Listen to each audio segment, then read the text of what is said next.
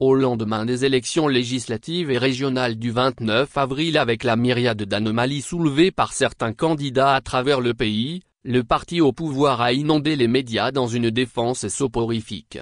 À entendre certains émissaires, c'est bien glaçant. Pour justifier le refus d'accréditation aux 500 observateurs volontaires de la Commission épiscopale Justice et Paix de l'Église catholique du Togo, Edem Ting, ministre candidat UNIRAO, avance que l'Église ne doit pas s'immiscer dans la politique.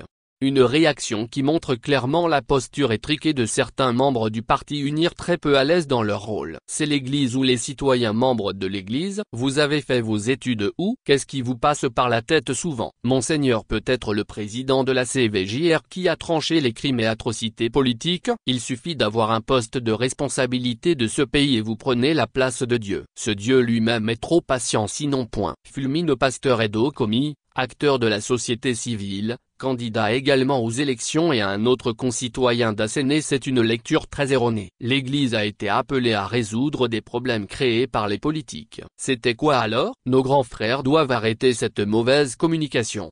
Doit-on rappeler à la religion du ministre Ting le rôle de la communauté sainte Edigio pour ramener le président de l'Union des forces de changement Gilles-Christ Olympio dans le giron du pouvoir RPT en 2010 au Togo?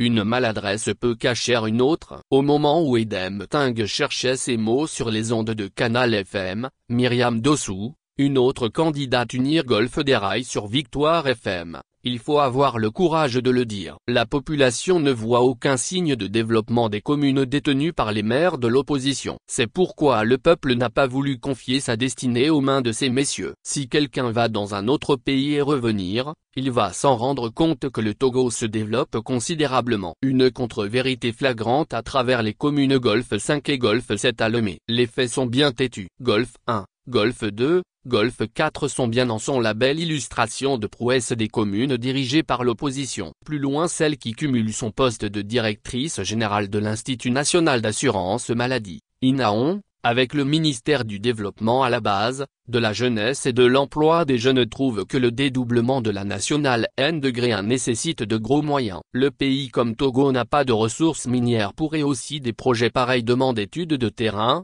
entreprises pour et autres. Et d'ailleurs l'État a d'autres priorités. Il y a tellement des besoins dans tous les domaines.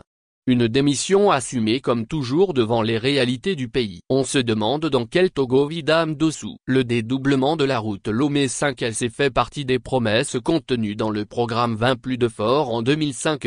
Plus de 19 ans après, sa ministre vient dire que l'État n'a pas les moyens. Tout le contraire de ce que son bienfaiteur défend jusque-là. Voilà ceux qui incarnent le pouvoir au Togo sans vision.